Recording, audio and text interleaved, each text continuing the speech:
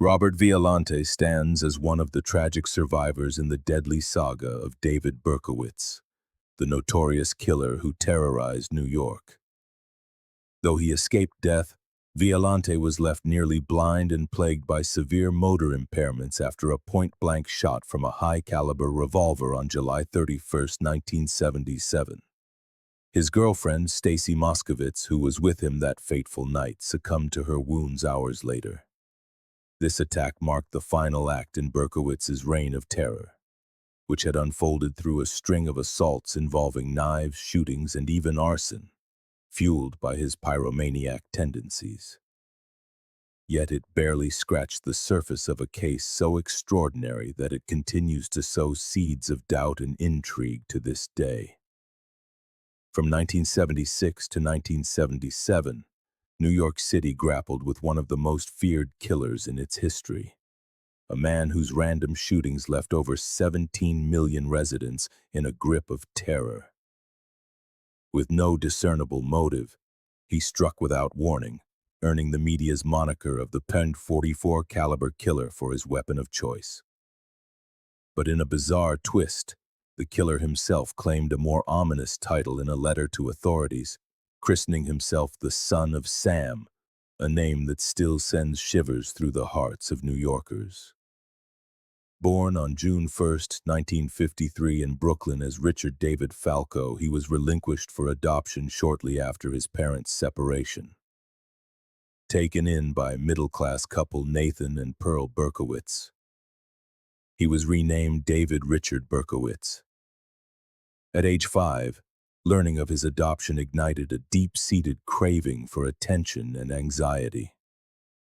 As a child, David was profoundly troubled, prone to lies, shyness, and sudden bursts of violence and hatred, often retreating into dark closets during fits of rage. His parents struggled to manage his volatile nature, which alternated between timid withdrawal and aggressive outbursts. Though reserved at school, he occasionally confronted classmates with intimidation, his average build masking a formidable presence.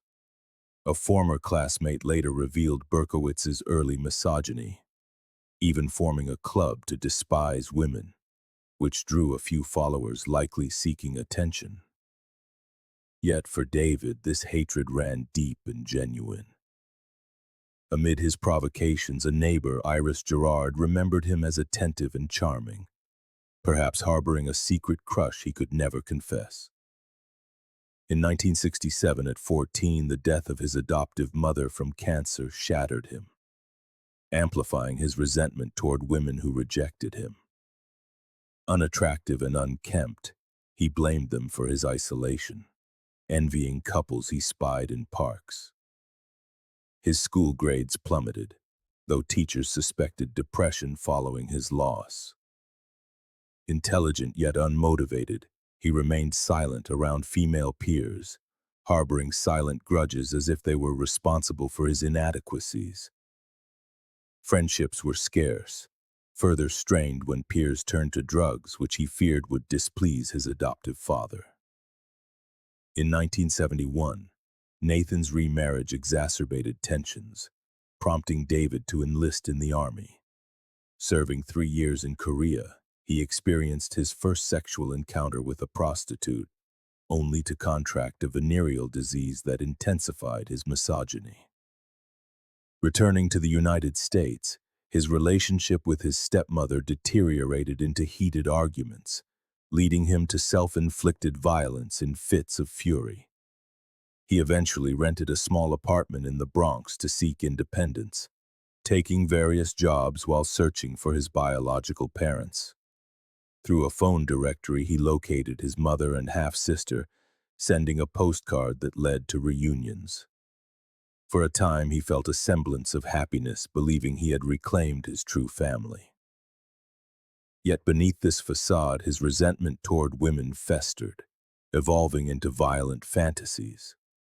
He stalked young women and couples in parks as he had since adolescence, until Christmas Eve 1975 when he escalated. That night, he stabbed a woman in the back as she left a supermarket, then hours later attacked 15-year-old Michelle Foreman, stabbing her in the lung, head, and chest. Both victims survived with minor injuries, but these assaults hinted at the murderous rage consuming him. Though reported to the police, he evaded capture, reveling in his impunity as he roamed the streets. Dissatisfied with the knife's ineffectiveness, in June 1976, he purchased a .44 caliber Bulldog revolver for $130. This marked the beginning of his transformation into a serial killer. Around this time, he moved to Yonkers and encountered individuals interested in the occult, a fascination dating back to his youth. Raised in a Jewish household, he had lost interest in religion after his mother's death. Invited to a gathering of a cult called the 22 Disciples of Hell, he felt a sense of belonging for the first time, even as he grew distant from his family, scrawling cryptic satanic messages on his apartment walls. Despite steady work as a mail carrier, frustration lingered. His visits to his biological family dwindled, with complaints of headaches ignored. On July 29, 1976, at just 23, he armed himself and struck. Donna Loria, 18, and Jody Valenti, 19, were chatting in a car outside Loria's home when a young man with a brown bag approached and opened fire. Loria was killed, shot in the neck, while Valenti survived a hip wound. Initial suspicions pointed to mafia retribution or a jilted ex, but police soon dismissed these theories. As months passed, the case grew cold until October 23rd, when Rosemary Keenan and Carl Denaro were attacked in Queens. Denaro was shot in the head but survived. Berkowitz had mistaken him for a woman due to his long hair. A month later, on November 27th, Joan Lomino and Donna DeMasi were shot after being asked for directions. Lomino was left paralyzed. Witnesses described a blond, long-haired man, adding to the confusion of varying descriptions. The killings continued. On January 29, 1977, Christine Freund was fatally shot beside her fiancé. On March 3rd, Virginia Voskerichian was killed while driving home from college. By March 10th, the police commissioner alerted the public, launching Operation Code 44 and dubbing the perpetrator the .44 caliber killer. The announcement gripped the nation, with headlines blaring the terror of a faceless assassin striking at random as the FBI joined the hunt. New York held its breath, the shadow of the son of Sam looming over every street corner. The suspect was described as a white male, approximately 6 feet tall, with a medium build and dark hair. This description, however, raised doubts even among the officers themselves. Nevertheless, they chose to release the information in light of the immense public outcry the case had caused. Women, terrified of fitting the killer's victim profile, began dyeing their hair blonde or simply cutting it short. As night fell, the streets of New York became desolate. Everyone locked themselves in their homes, haunted by the presence of the .44 caliber killer. David Berkowitz, for his part, was captivated. He could hardly believe the commotion his cowardly attacks had unleashed. What had begun as a mere wrathful fantasy had morphed into something far greater. Beyond the killings, he was becoming famous. He even had a nickname bestowed by the media that carried a chilling weight. All this publicity would only fuel his enthusiasm. On April 16th of that year, around 3 a.m., a young couple parked in the Bronx was shot inside their vehicle. David Izzo and Valentina Surian were each found with 2 bullets to the head. Valentina had died instantly, but her boyfriend was still alive when the police arrived. Tragically, David survived only a few hours after reaching the hospital. At the scene of the shooting, a letter left by the killer was discovered. This sent a chill through the officers, who now understood the situation was bound to get worse. They were clearly dealing with a madman. Part of the letter read, "Police, let me haunt you with these words. I'll be back, to be interpreted as bang, bang, bang, bang, bang, The missive, signed by a Mr. Monster, Dunster, was addressed to the police chief in charge of the case. It promised he would continue killing, though by that point no one expected otherwise. The police tried to conceal the letter, but a journalist managed to see it and published excerpts in a daily news column. This only served to frighten the public even more. On May 30th, the killer sent a letter directly to the Daily News, specifically to columnist Jimmy Breslin, which was published over the following days. In it, he listed several names supposedly meant to aid the police investigation: the Duke of Death, the Wicked King, the 22 Disciples of Hell, and John Wheaties, rapist and suffocator of young girls. The letter baffled investigators, who began to suspect the killer was merely toying with them, sending cryptic, nonsensical messages with the sole purpose of confusion. Finally, he made his new definitive moniker clear, for the letter was signed. From now on, he would be known as the Son of Sam. Part of the note read, "Sam is a thirsty lad, and he won't let me stop killing until he gets his fill of blood. Mr. Breslin, sir, don't think that because you haven't heard from me for a while that I went to sleep. No, rather I am still here, like a spirit roaming the night, thirsty, hungry, seldom stopping to rest, anxious to please Sam. I love my work." On June 25th, 17-year-old Judy Placido and a young man named Salvatore Lupo were attacked by the killer, who shot at them while they sat in their car. Fortunately, both survived the shooting. A witness claimed to have seen a tall, heavy-set man running down an alley near the scene. The next day, the news was on the front page of every paper in the country. The Son of Sam had become public enemy #1 in the United States, and hundreds of police officers joined the hunt for the deranged murderer. Compounding the terror of the Son of Sam's shootings was a city already on its knees. New York was in the midst of a crippling financial crisis. On top of this, a severe heat wave made the oppressive atmosphere almost unbearable. On July 13th, however, the city spiraled into utter chaos. Known as the Great Blackout of 1977, New York City was plunged into complete darkness due to a power failure with devastating consequences. Thousands of families barricaded themselves in their homes, terrified of becoming the Son of Sam's next victim. At the same time, however, thousands of others poured into the streets to loot businesses and commit all manner of vandalism. The looting affected some 1,600 stores, over 1,000 fires were reported, 550 police officers were injured in various clashes, and about 4,500 people were arrested in the incidents, which continued into the daylight hours of July 14th. The estimated cost of the damages from the Great Blackout exceeded $300 million. With morale shattered, New Yorkers witnessed yet another shooting just a few weeks later. On July 31st, 1977, 20-year-old Stacy Moskovitz and her companion, Robert Violante, were parked in a dark, secluded area frequented by couples at night. It was 2:35 a.m. when they were riddled with bullets inside their car. During the shooting, another couple was nearby.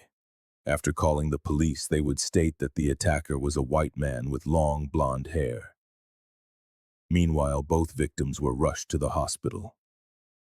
Moskowitz died 38 hours later, while Robert Violante narrowly survived, though he was left almost completely blind as the killer had shot him at eye level. This time, however, the police had more leads than they expected. Several people had seen the killer. Another couple near a park heard gunshots and minutes later saw a man of solid build with long blonde hair run out and get into a yellow Volkswagen before speeding down the street. A similar vehicle had been seen at another crime scene, leading police to believe it belonged to the killer. The couple who saw the suspect made a note that caught the police's attention. The man's hair looked like a wig. On the night of the attacks, David Berkowitz was prowling the area. Cecilia Davis, a local resident, had seen him wandering for several hours until the man approached a parked Ford Galaxy and tore a ticket from the windshield, a fine he had received minutes earlier from a pair of officers for parking in front of a fire hydrant. Berkowitz was furious, and the woman watched him with curiosity until he noticed her. He began to stare at her menacingly, and Davis decided to go inside her home, which was just a few feet away. Hours later, she heard the gunshots. Looking out her window, she saw the same man get into the vehicle and flee in a hurry. For days, the woman debated whether to tell the police what she had seen. She feared for her life, certain that the man was the infamous son of Sam, and was afraid he would begin to stalk her. Finally, she went to the authorities and told them everything she had witnessed that night. After several days of investigation, they managed to track down the parking tickets issued in that park on the night of July 31st. The only Ford Galaxy on record belonged to a David Berkowitz living at 35 Pine Street in Yonkers. Police officer James Justice called the Yonkers precinct and spoke with an operator named Wheat Carr. When he informed her he was working the son of Sam case and needed the records of a David Berkowitz, the woman became agitated. According to her, she knew him and had strong suspicions he was the killer terrorizing all of New York, though she had no proof. The operator told the detective that Berkowitz lived near her home, and that she was sure he had tried to set her property on fire and had also wounded the family dog with a revolver. Wheat's father, Sam Carr, told the detective that Berkowitz had threatened him on several occasions, mainly because, according to Berkowitz, his dog wouldn't let him sleep. Detective Justice began to inquire around the neighborhood and found several similar stories about the strange man. Some residents were convinced he was responsible for several attempted arsons at their homes. Another property owner told the detective that someone had shot and killed one of his dogs and that he had received several threatening letters shortly before the incident. Berkowitz turned out to be an extremely troublesome neighbor who constantly argued with people in the area, accusing them of being part of a magical cult that sought only to harm him. When handwriting experts gained access to the threatening letters, they noted the script was identical to the missives sent by the son of Sam. David Berkowitz immediately became the prime suspect. On August 10, 1977, detectives Ed Zigo and John Longo were sent to verify Berkowitz's identity. As they approached his apartment building, the officers recognized the suspect's Ford Galaxy, parked in plain sight. In a rush of adrenaline, perhaps driven by the desperation to stop the elusive killer, one of the officers opened the car door and found a Commando Mark III rifle, a clearly illegal weapon of considerable destructive power. No U.S. citizen could be driving around with such an armament. Opening the glove box, they found a letter addressed to Sergeant James Shea, the head of the Omega Task Force in charge of the investigation. The officers were stunned. They had found the son of Sam. Several hours later, David Berkowitz was cornered by several police officers as he got into his Ford Galaxy outside his apartment. He smiled kindly and surrendered without resistance. He placed his hands on the roof of the car while one of the officers asked him to identify himself. Berkowitz replied gently, You know who you have," the officer insisted. "Tell me who I have." Berkowitz looked at him and grinned from ear to ear. "I'm the son of Sam." Under interrogation, David Berkowitz confessed to each and every one of his crimes. He also admitted to authoring the threatening letters and claimed he was only following the orders of a demon-possessed dog, the pet of his neighbor, Sam Carr. According to Berkowitz, the animal had completely obsessed him, its barking keeping him awake at night. Soon he came to believe it was communicating with him telepathically, ordering him to go out and kill women. David had unloaded his revolver on that very dog after sending a threatening letter to Sam Carr, but the animal had survived, He also admitted to committing 1,488 arsons, as he was also a pyromaniac. His career as an arsonist had begun in 1974, 2 years before he became a serial killer. The authorities seemed relieved by the criminal's capture. The nightmare had lasted a year, leaving 6 dead and 7 wounded. When the feared son of Sam first appeared before television cameras after his capture, the world was shocked. Berkowitz was a pudgy, disheveled man with an innocent-looking gaze, a far cry from the monstrous image the press had created. Yet he smiled as his picture was taken, clearly enjoying his minutes of fame, feeling proud. When police raided his apartment, they discovered he lived in absolute squalor. The walls were covered with hundreds of satanic writings, inverted crosses, pentagrams, and other ramblings. Next to a hole in the wall, the following graffiti was found. "Hi, I am Mr. Williams and I live in this hole. I have many sons that I'm turning into killers. Wait till they grow." All the evidence, combined with the disorganized nature of the murders and his incoherent statements, pointed to the accused being mentally ill, though some had serious doubts. Psychiatric exams determined that David Berkowitz suffered from paranoid schizophrenia but was still fit to stand trial. In fact, more than one specialist suspected he might be feigning insanity to avoid prison and end up in a psychiatric center. The news was consumed with the Son of Sam case, and it remained front-page news for weeks, while various demonstrations demanded he be put behind bars for good. A year later, on Monday, May 8, 1978, David Berkowitz was transported to the Brooklyn Supreme Court in an armored van to prevent any kind of attack. Once the trial began, Berkowitz behaved like a true madman, hurling threats, mocking the parents of Stacy Moskovitz, repeatedly calling her a whore, and even causing an uproar by trying to jump from a 7th-floor courtroom window. He finally pleaded guilty to all charges and was sentenced to 365 years in prison. But the story would not end there. The immense fascination with the case could not be silenced. Several witnesses insisted that Berkowitz was not the man they saw fleeing the crime scenes. The presence of the long-haired blonde man also seen at some of the shootings remained unexplained, as did the mysterious yellow Volkswagen. Was it possible that Berkowitz had an accomplice? For his part, the convicted killer insisted he had acted alone. This claim, however, failed to explain the jarring inconsistencies in his attacks.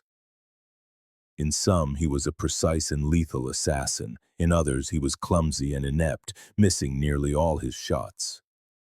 As investigators dug deeper, a number of unsettling details began to surface.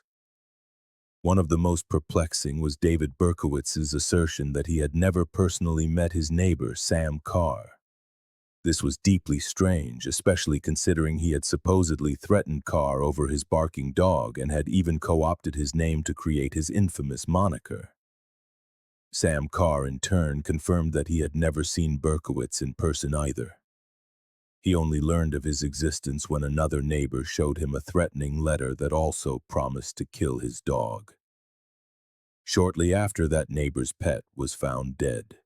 Sam Carr received a similar note himself, which read, "If you don't shut that dog up, I will be forced to kill it." Not long after, Sam Carr's German Shepherd was shot. This same letter would later be compared to the many missives Berkowitz sent to the police and the press, becoming a key piece of evidence that would incriminate him. Calling himself the Son of Sam implied a deep obsession with his neighbor, yet the idea that he had never even seen the man, not even from a distance, seemed nonsensical. What did it all mean? Were these merely the delusions of a schizophrenic, or was there something more sinister lurking behind the killer's cryptic messages? Journalist Maury, who continued to follow the case long after Berkowitz was imprisoned, uncovered a mountain of evidence that made him doubt the lone gunman theory. His investigations were met with harsh criticism at first. The case had become a goldmine for the press, and it wasn't unreasonable to think an unscrupulous writer was simply trying to profit from the son of Sam's twisted fame. However, his discoveries were so astonishing they eventually led to the case being reopened. Terry became obsessed with the letters the killer had sent during his reign of terror. While they seemed incoherent on the surface, something told him they held a mystery that FBI investigators had missed. In one of these letters, Berkowitz mentioned the 22 Disciples of Hell, a satanic group that was never identified or investigated by the police during the trial. In fact, they hadn't even known of its existence. Terry also discovered that Berkowitz's neighbor, Sam Carr, had two sons, John and Michael, who apparently hated their father. But the most shocking revelation was that one of them, John Carr, not only knew Berkowitz but was a blond man with long hair. A description that matched witness accounts of a second attacker at some of the crime scenes. Terry began to investigate John Carr, and his blood ran cold when he learned of Carr's nickname, Wheaties. In a delirious letter sent to the Daily News on May 30th, 1977, the son of Sam had mentioned a John Wheaties, rapist and suffocator of young girls. The same letter also referred to the Duke of Death and the Wicked King. If the 22 Disciples of Hell and John Wheaties weren't just fabrications of Berkowitz's mind, who were these other individuals? Did they truly exist? Was John Carr a killer too? Terry resolved to find and interview John Carr as soon as possible. While trying to locate him, Terry learned that during the son of Sam's attacks, over 80 dogs had been found skinned on the outskirts of Walden, New York, an hour from where Berkowitz lived. It was clear Berkowitz was obsessed with dogs. But could he also be responsible for these ritualistic killings? Local youths from the area, a wooded and desolate sector, told Terry that a satanic cult performed all sorts of rites and animal sacrifices there. The name 22 Disciples of Hell surfaced once again, unnerving the young journalist. Sensing he was on the verge of a major breakthrough, Terry took his findings to the police, but his attempts to convince them were in vain. They dismissed him as just another reporter chasing a headline. Undeterred, Terry pressed on with his investigation. In 1978, he finally tracked down John Carr's whereabouts, but he was too late. John Carr was dead, found in the small city of Minot, North Dakota. The police report ruled it a suicide, a shotgun blast to the mouth. But as Terry examined the file, the details seemed highly suspicious. Some officers confided in him that the suicide looked more like a murder. Near Carr's body, the initials SSNIC were scrawled in blood. It was hard to imagine a man who had just shot himself with a shotgun having the ability to write anything in his own blood. Terry realized SSNIC could only mean one thing: Son of Sam, New York City. As if that weren't enough, the number 666 had been written in blood on the palm of John Carr's hand. For Terry, there was no longer any doubt.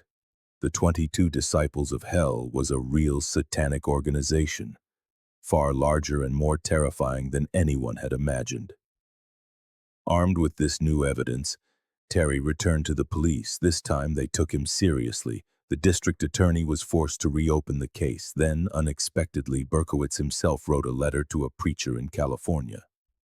In it, without knowing it, he confirmed many of Terry's suspicions. "I don't really know how to start this letter," he wrote, "but there was a time when I was a member of a secret cult. I promised to keep the secret or face death, and for this reason I cannot give its name. This sect was a mixture of satanic practices, including the teachings of Aleister Crowley and Eliphas Levi. Their aims were, and still are today, bloodthirsty. These people will stop at nothing, including murder." Maury Terry, meanwhile, tracked down John's brother, Michael Carr, only to find another dead end. Michael had died in a car accident, crashing into a pole at high speed. Yet again, there were doubts surrounding the death, with signs that could point to third-party involvement. In February of 1979, David Berkowitz held a stunning press conference in which he declared that his entire story about a satanic dog ordering him to kill was completely false. He claimed he had simply invented it to make everyone think he was insane. A short time later, he decided to send a letter to Maury, knowing the journalist had been studying his case for years. In it, he confessed that all the evidence found in his apartment on the day of his arrest had been staged to simulate dementia. Berkowitz's room was a chaotic mess when police raided it, filled with satanic symbols and a hole punched in the wall. But as he now revealed, his bed, a sofa, a stereo, and piles of clothes had been moved out by a van a week before his arrest. The satanic graffiti and the hole in the wall were all created during that same period. Berkowitz even provided the name of the rental company and the exact cost of the van, details which Terry later confirmed. In another letter, David Berkowitz told Terry that he had once tried to get a job at a dog kennel because, in his own words, someone needed dogs. "I think you understand what I'm trying to say." Terry immediately recalled the more than 80 dogs sacrificed on the outskirts of Walden. After a few interviews, the journalist corroborated the truth of Berkowitz's statements. In yet another message, Berkowitz urged Terry, "Call the Santa Clara Sheriff's Office in California. Please ask the sheriff what happened to Arliss Perry." On October 13, 1974, a body had been discovered in the church on the Stanford University campus. The victim was a young woman named Arliss Perry who had been beaten and suffocated before being murdered with an ice pick driven into her brain. The details Berkowitz provided Terry about this crime had never been released to the press. They were known only to the agents involved in the case. David Berkowitz definitely knew much more than anyone thought. Terry even began to find links between the 22 Disciples of Hell and Charles Manson himself. The investigation was becoming unimaginably colossal, so vast that the resources to complete it might never be available. On July 10, 1979, David Berkowitz's throat was slashed by another prisoner. He survived, but the attack required 53 stitches that ran from the left side of his neck, across his throat, to the nape. After the assault, Berkowitz refused to identify his attacker, though he insisted the murder attempt had been instigated by the satanic cult he had once belonged to. Apparently, he was talking too much, and they had tried to silence him. Years later, the tenacious Maury managed to discover the name of the cult's leader. Roy Alexander Radin, a tycoon living in California. However, Radin had been murdered in 1983, leading the investigation to another dead end. Terry would go on to detail all his hypotheses and his pursuit of the case in a book called The Ultimate Evil. In prison, David Berkowitz received hundreds of letters and visits. He was sought after not only by the morbidly curious and fans of serial killers, but also by psychologists, criminologists, writers, and journalists. Everyone wanted to know more about his story, and large sums of money were offered for exclusive information. As the monetary offers grew to alarming figures, the city of New York created the Son of Sam law, which stipulates that no criminal can profit financially from books, movies, or other works related to their crimes. David Berkowitz has been moved through several prisons, including Sing Sing and Attica, and is currently incarcerated at the Shawangunk Correctional Facility in Ulster County, New York. Over the years, he has given numerous interviews, consistently expressing his remorse. However, he has also proven to be callous, unstable, and a pathological liar. He has never shown genuine remorse for his crimes and has changed his version of events on several occasions. The one thing he repeats time and again: is that he was possessed by a demon that compelled him to pick up his revolver and go out to kill. At the same time, he admits to feeling a deep hatred for women because they ignored him. From a psychological standpoint, the refusal to acknowledge one's own mistakes and the tendency to blame a third party is a classic trait of a psychopath. It is likely that the voices in his head and the demonic possession were nothing more than excuses to justify his actions. In one interview, Berkowitz went so far as to say he regretted that Christ had not appeared to him sooner, implying that if he had, the shootings would never have happened. This is yet another way of claiming the crimes were driven by forces beyond his control, a vain attempt to cast himself as a victim. Many serial killers turn to religion behind bars, a way to demonstrate they have changed and are no longer a threat to society. But it has been proven time and again that psychopaths of this nature are never truly rehabilitated. If released, they are highly likely to kill again. When Berkowitz began to act on his murderous fantasies, he was surprised to find himself becoming a famous criminal, which fueled his thirst for the spotlight. Overnight, he went from being a nobody to a dangerous and feared figure, albeit an anonymous one. It was likely this anonymity that led him to create the Son of Sam, his alter ego, to ensure his acts were clearly identifiable. And he succeeded. We can surmise that the murders committed by Berkowitz began as a reflection of his misogyny and contempt for human life, but they also managed to satisfy his deep-seated need for attention. Many serial killers prefer to strangle or stab their victims. Berkowitz, however, used a revolver. Serial killers who use firearms are often also arsonists, driven by a need to commit destructive acts from a moderate distance. Berkowitz himself confessed to setting 1,288 fires throughout New York, confirming the specialists' theories about this type of criminal profile. Today, at 67 years old, David Berkowitz claims to be a completely different person. In 1987, he converted to evangelical Christianity and declared that he no longer wanted to be known as the Son of Sam, but as the Son of Hope. Since then, he has dedicated himself to counseling the most troubled inmates and giving religious talks on themes like forgiveness and redemption, in addition to writing essays for certain Christian websites. In a recent television interview, he stated, "That was a demonic entity that I was serving in my ignorance and my shame. I feel it had taken over my mind and my body, and I surrendered to those dark forces. I am sorry with all my heart, but that was more than 40 years ago."